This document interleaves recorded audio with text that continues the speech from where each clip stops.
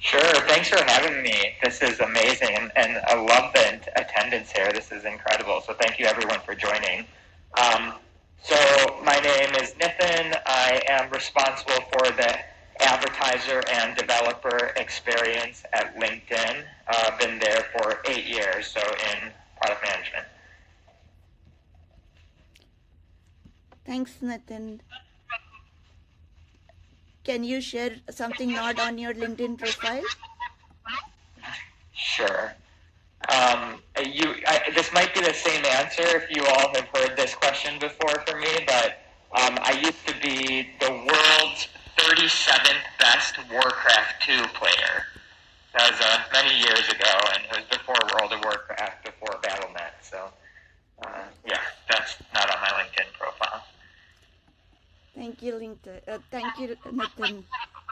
Great to hear about you and your something that you don't do on your not on your LinkedIn profile. Today we have also ChatGPT, and I think everybody knows about ChatGPT just for resetting. In case you're not familiar with ChatGPT, ChatGPT is a type of artificial intelligence model developed by OpenAI that's capable of generating human like text or responses, and it can be used for various Q&A question and answering. So just to bring some excitement to this fireside chat with Nitin, after I ask questions to Nitin, once he answers them, I'm going to repeat the same question to see what ChatGPT has to say. Anything you would like to add, Nitin, about ChatGPT? I'm just personally very excited about all of these large language models, generative AI, and I saw Satya. I posted yesterday him talking about how interacting with technology is going to change as a result of this, and I fully agree. I think this is, I'm as excited. I think the last time I was this excited about a new technology was probably 1994 with like the internet and web browsing and whatnot. So really hope that the world takes it seriously, understands implications, and how to navigate and how it can help make the world better. Yeah, absolutely. It's a game changing time. So, since we are here to talk about product career planning today, my first question to you, Nitin, why is managing a product career is so important?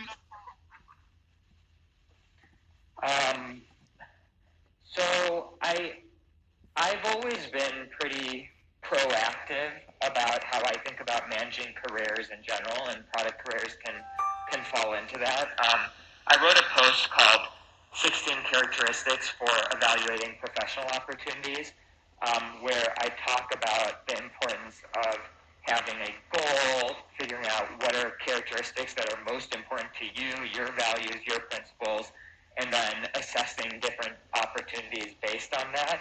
So I think that being proactive and thinking very deeply about what you want to do, where do you want to spend your time, it's your most precious resource generally.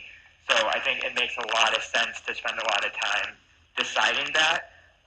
I've also written about product strategy, my product strategy approach, and when I think about career decision making, the amount of time that I invest in like what do I want to do and why is the same that I might invest even more in like preparing a strategy. So I think it's super important to decide where you want to be investing your time, either your work life or your personal life or anything, hobbies and whatnot. Um, I think it's a very important topic.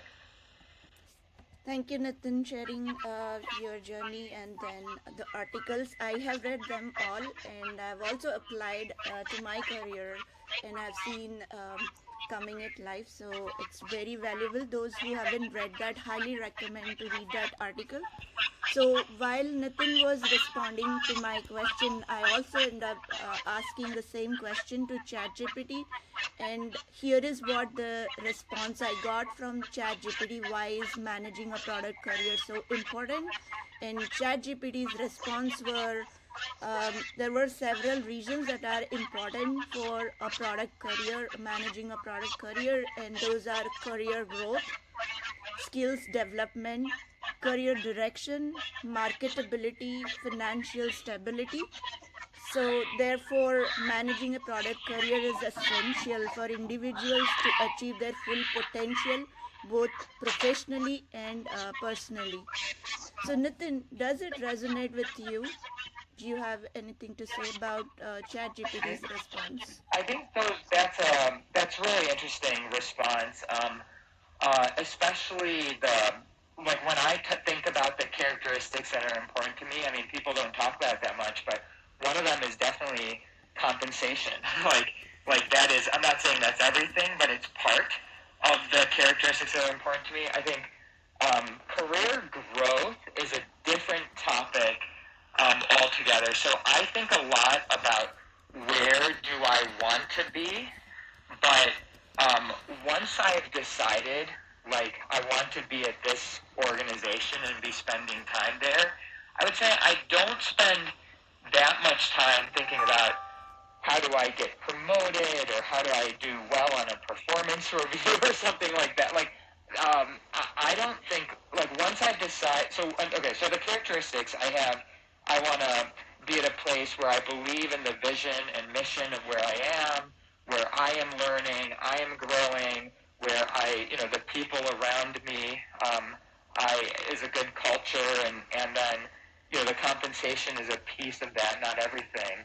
But then once I've decided, hey, this is a place that I want to be, then I go all in. Like I try to be very long-term oriented, serve the business, serve the mission, do as much as I can to serve the members, the customers, the business, drive impact for the long term, and kind of follow my own compass and my own values, my own principles. I somewhat think about the performance evaluation process or the job titles and all that to be more of an outcome of doing good work in an institution that I believe in rather than like the objective in and of itself. So sometimes I wonder about like, hey, we care so much about how do I grow? How do I grow? One thing I'll share with my managers is like if people want to give me scope, I'm happy to take it. But if people, if it's better for the organization for me to give up scope, I'm happy to do that as well because ultimately I'm working in service of the vision and mission of the organization that I am at. And sometimes I think like this question, like, oh, how do I grow my career? Um, is not as relevant as to me at least as am I driving impact. Yeah, thank you, Nitin. One of the audience actually said that there is some background noise they hear when we both talk, so I really apologize for that. I will be posting a recording of this event afterwards, and I'll definitely try to remove the background noise that you all are hearing. Unfortunately, Nitin and I am not able to hear that, so apologies for that. So Nitin, Is this any better? I've gotten off my headset. Is this any better? Oh yes, definitely. I Okay. guess that's better for everyone now. Cool. Appreciate the thumbs up. Okay, sorry about that. Thank you. So Nitin, thanks for sharing your perspective. When you were talking about it, and I was just thinking how ChatGPT has responded to my question, and what I felt overall, the personal touch, the self awareness angle that you shared, the interesting learnings you have in your career, and the guiding principles that you shared. All those things I didn't get to read from ChatGPT. It sounded more like a robotic answer that I'm not sure whether I should trust applying it or not. So that was the feeling I was having while listening to you. It's super interesting. And even this format, if you all haven't listened to the Gray Matters podcast, Reid Hoffman is simply interviewing ChatGPT directly. He's done 2 episodes. They both have been great. But, this is technology that I think is going to keep improving year after year, dramatically. So it's worth keeping an eye on. Yes. I have got those links you have shared with me. Thank you very much. And when I post afterwards, I'll definitely share with the audience those links and your article links as well. So, my next question to you is, what are some of the challenges typically someone come across while managing a product career? So I love product management. I think it's an amazing field. I'm always learning, always growing. It's very challenging, and but I think it's very difficult. I mean, probably being an entrepreneur is one of the hardest roles that someone can do. But I think at a company, product management is quite demanding. You kind of need to continuously drive impact, continuously invent and innovate, discover new areas, discover new opportunities, build strategies, figure out ways to operationalize and deliver impact. So it's very demanding. And I also think that it's not an area where at its core, product management is an individual contributor. So I think there are other fields, like there are not that many product managers in the company, but like, for example, if you go into sales, you can manage, there are more people. So there's more need for managers, more career growth, more sort of like, it's like more of a logical progression where in my experience in product management, you could be IC for many years. At its core, it's an IC role, and even if you grow, and let's say you're at mid-size or startup, and you grow into a group manager or managing group managers or whatnot, you very well for the next role might be back into an individual contributor role, or you might even be a manager in an organization and then move into the individual contributor. And I think of, I'm now managing group product managers in my role today, but I still think of the role at its core is about IC, individual contributing. So I think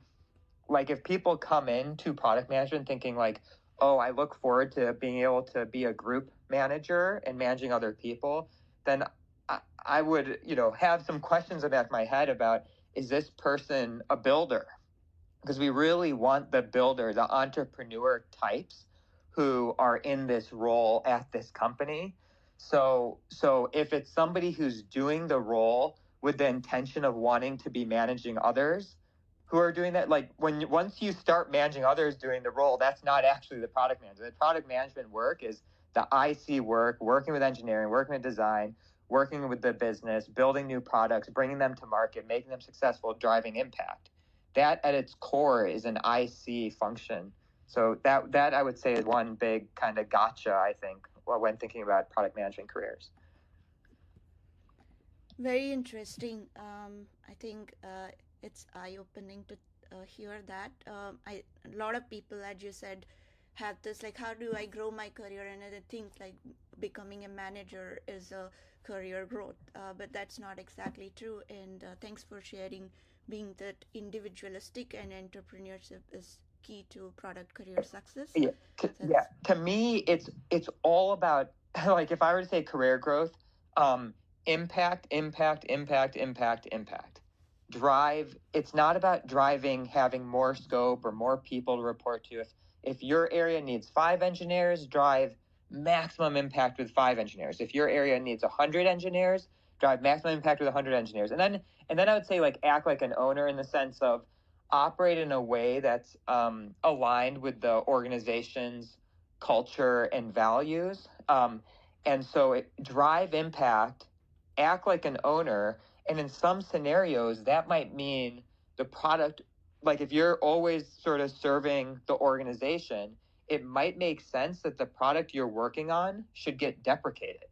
And people should not, the organization should no longer be investing here because that is in the best interest of the business. And so I would say like the strongest product leader in my view would be the one who knows that the business shouldn't be investing in the area that they're responsible for. Or maybe their area has 30 engineers and it would make sense for the business for only to be investing 20 because they would rather lend the 10 to some other group that will drive more impact overall for the business. And that's why I think not being, you want to drive the most success in your area. You could also be in an area that should be getting more investment, and because you're an expert and knowledgeable in that area, then you're probably uniquely able to make the case to drive more investment in that area. But it's all, to me, about doing right by the business, not being like super attached to your product in your area. It's like you do it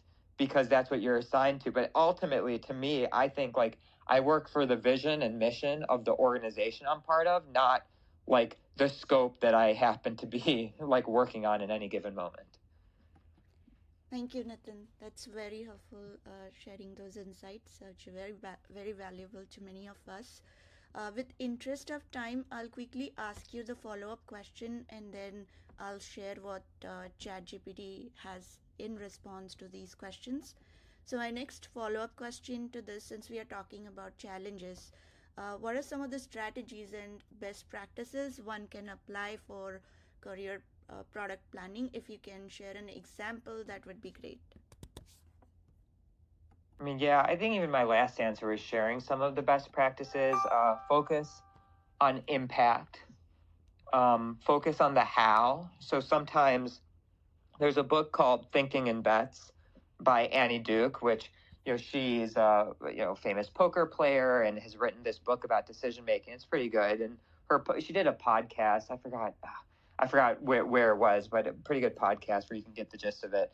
But I would say the process of how you do your work is incredibly important. And even if how you do your work doesn't lead to the outcome for the business, that's okay. like, of course you want to drive a lot of impact on behalf of your business, but Ken Norton actually wrote this post about 10x and going after very, very ambitious things that, maybe like a 1% chance of success, but it could be a breakout, $1 billion opportunity, as compared to a guaranteed $10 million opportunity. The expected return from going after the ambitious and risky thing is actually higher. So in general, I think organizationally, it's important to dream really big, go after very ambitious goals if you can, think of it and dream it up,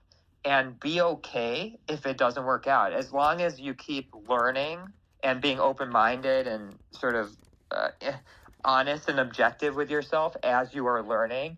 And sometimes you need to keep going, and sometimes you need to turn it in. But like in terms of specific examples for myself, like, I mean, there's so many where I believed really strongly in something in 2013 and advocated.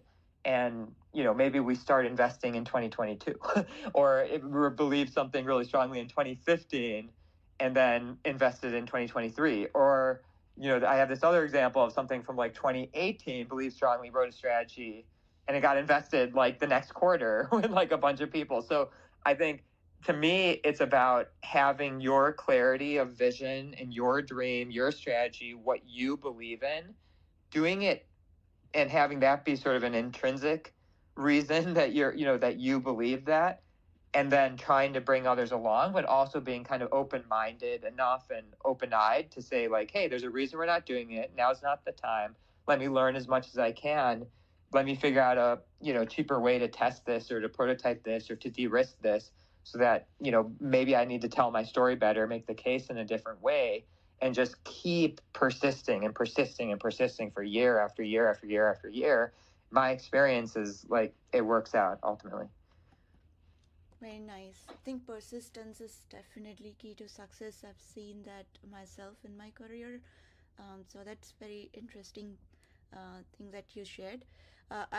When you were answering, I also asked these questions to ChatGPT, and here is the response. So in terms of challenges, the ChatGPT responded saying that managing a career in product management can be challenging due to high competition, constantly changing market demands, and a lack of clear career path, demanding work hours, the need for continuous skill development, workplace politics.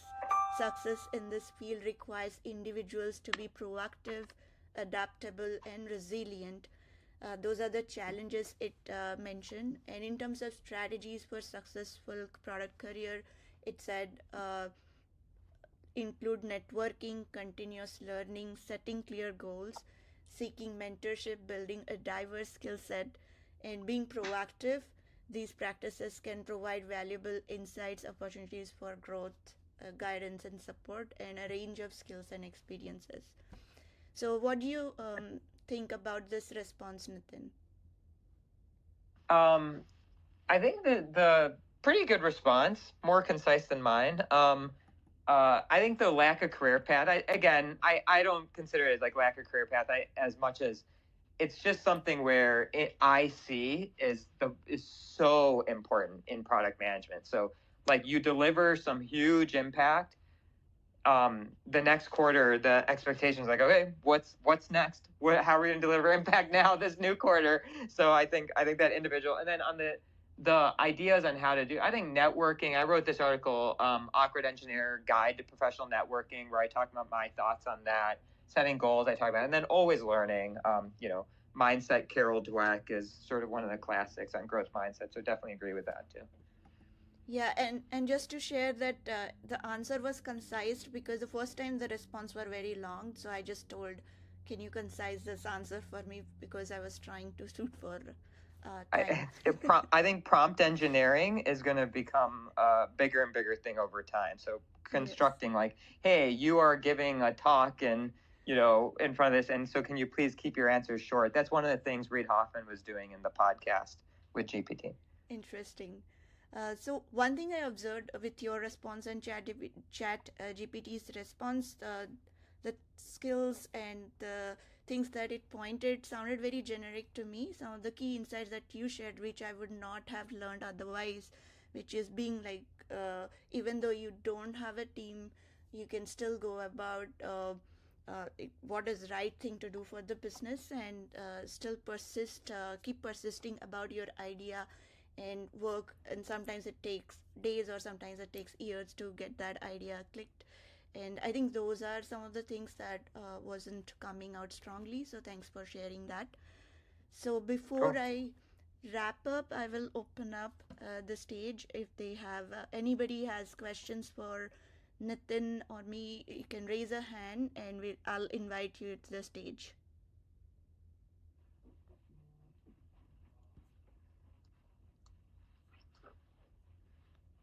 Okay, if you don't raise your hand, I won't be able to invite you to the stage. Okay. If you have other questions, I'm happy to take more too, but also happy whatever you all want to do. Sure, Nitin.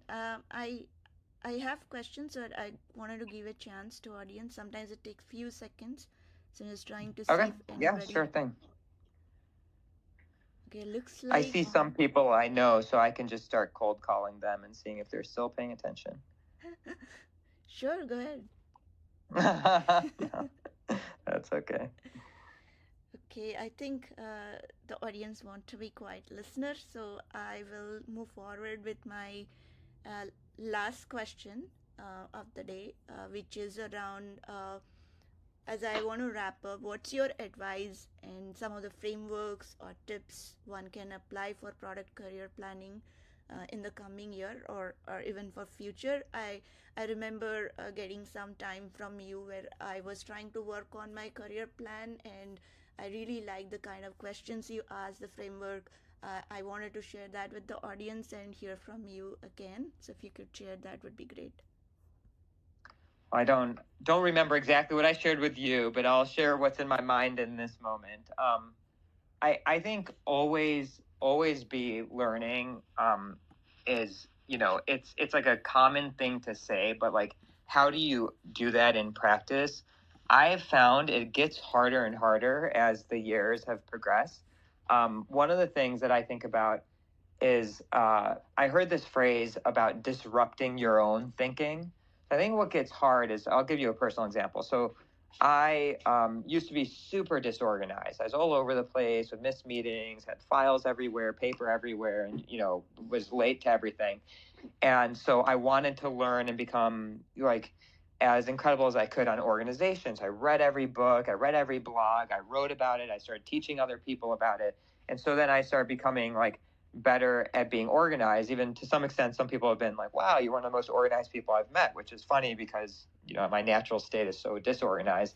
But then I started to see and observe downsides to being like, let's call it organized or really caring about micro time. So it's like, oh, you obsess so much over some micro time, 1 minute late or 2 minutes here and there, that people think about that instead of the overall strategy. Or, oh, there's some innovative thing that was happening. Or, oh, maybe you're caring so much about being on time, you're not paying as much attention to something going on in someone's personal life that might have caused that or something. So what I've been going towards, and I'm very, very inspired by Robert Keegan and adult human development, is these ideas that like, okay, stage 1, self-sovereign, very selfish, just do whatever you want. So stage 2, what a lot of people in humanity is in, is called socialized mind, which is do what the manager says or what the expert says or what I read this book and that they say it. So it's kind of like, in stage 3 is this idea of self-authored mind, which I think a lot of people are on this journey of how do I start listening to my own voice, not like what other people's voice, but let me listen to myself and what my values or my way of operating, my principles are. But then they have this stage 4 idea called self-transforming mind, which means, hey, this thing, this story, this set of principles might be how you operate, but how could the opposite be just as true, if not truer, than what you're telling yourself? So, like, it's important to be organized and be on time, and it's important to be disorganized, and like, that helps spur creativity, and not being on time could help find that, and maybe you're more in tune with people. Or and I just have like this idea of having the stories that I have, but then recognizing, acknowledging that the opposite story could be just as true, if not truer. I think it's just like helping me open my mind and just being really, really open-minded to disrupting thoughts and beliefs that you've had for long periods of time. I have not published about this. I've read like 10 books about this topic. I mentioned, Robert Keegan, there's like everyone culture, there's immunity to change, there's 15 commitments of conscious leadership, and I'm sure others that I'm forgetting right now, but these concepts are very interesting to me. Thank you, Nitin. I think I saw somebody raise hand, so I invited to the stage. I'll let him ask the question because we are almost time. Jason, go ahead. Sure. Thanks. Nitin, I know you've got a deep interest in ChatGPT. I'm curious, how do you see that looking out 5 years, say, for people planning out their product careers now? How do you see ChatGPT changing the product function in the medium term? Is 5 years medium term or long term? I don't know. I think the idea of having a technology out there that you can ask it to write a spec for you, like, hey, I want to build a social network and on that social network, I want a spec to create an audio room and success metrics. Try it right now today, and my guess is it'll give you a pretty decent response.